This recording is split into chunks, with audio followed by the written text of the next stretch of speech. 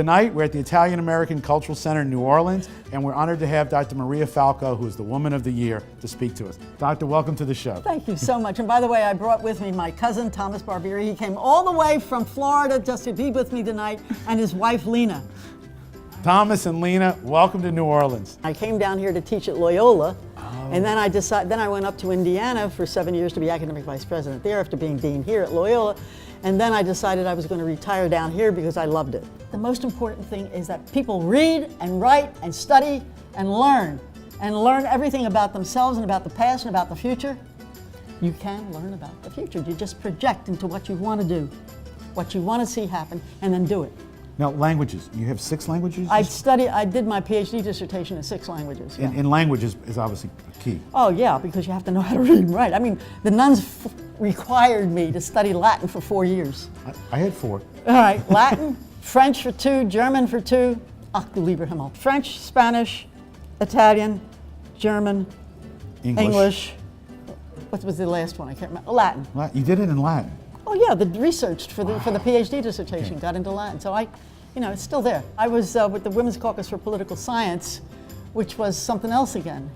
You see, when I became a professor of political science, women were squashed, okay? In fact, I'm not going to tell you, but one president of a university was doing something, and I gave him a check for $100. I said, sorry, Father, I can't do it right now. I can't give you more than that. He said, it's okay, I never paid you much. I found out later that he paid the guy after me $80,000 more a year than he paid me. We as women were paid less, we were thought of less, and we did more. And the fascinating thing is that I had a meeting at Loyola, and one of these guys who used to be a teacher there when I was there, he was also retired, he came to this meeting and he said, she was the best dean we ever had.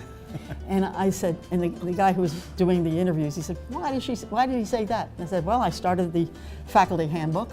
Everybody had to know how to go from one step to another, assistant, associate, full, professor. I said, and then I started the faculty assembly, and boy, that really set things off. I even changed the way in which budgets were made, as though everybody had a right to say something about the budget.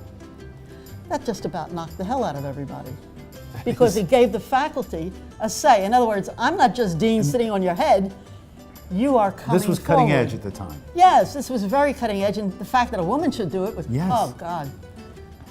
Then your parents, did you have values instilled from your parents that led you on this path? Well, it was a funny story, because my parents and my grandparents, even to this day, I say, I can't cuss in Italian or English because my grandmother is right here. Even though she died in 1960, and if I cuss in Italian or English, she's going to hit me in the head, so I go, ach du lieber Himmel. She doesn't understand German. I taught, as I said, the politics because I'm a political scientist, and the art because I loved art. I studied at the University of Florence.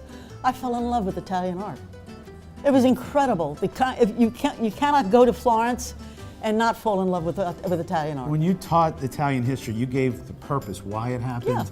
Yeah. What the results were, you made it happen. You made it real for the people. I hope I did, yeah. I tried to, because I even had the pictures, and I said, look at all those funny noses on those priests.